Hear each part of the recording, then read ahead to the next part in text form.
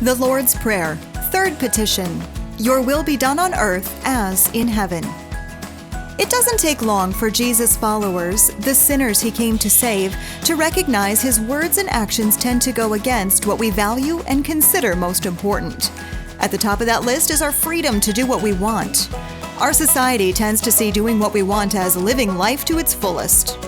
As the Founding Fathers of the United States put it, life, liberty, and the pursuit of happiness are inalienable rights given to us by the Creator. When Jesus tells you to pray the third petition of his prayer, your will be done, his approach doesn't change one bit. Believe it or not, Jesus is telling us to pray against ourselves. How so? Well, instead of praying, my will be done, Jesus insists you say, your will be done, God. God, have it your way. So what is Jesus up to here? Jesus understands the different forces influencing us. Now, note the language here.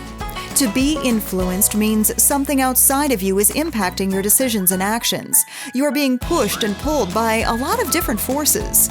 Being a Christian doesn't protect you from experiencing the effects of your sinful self, death, and the devil. In fact, as we see in the story of the Garden of Eden, these very same forces cause you to doubt whether or not God's word is true, and whether or not Christ's promise is for you. That's what happened in the Garden of Eden.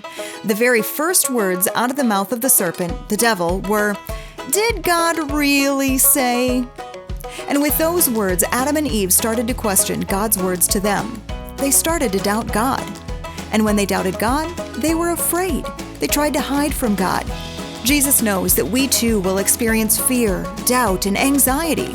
This is why Jesus gives us these words to pray, "Your will be done, God. Have it your way. Take me under your wing and make me captive to your will." So what is God's will for you? Well, Luther says it this way: God's will is done when he hinders and defeats every evil scheme and purpose of the devil, the world, and our sinful self, which would prevent us from keeping his name holy and would oppose the coming of his kingdom. And his will is done when he strengthens our faith and keeps us firm in his word as long as we live. This is his gracious and good will.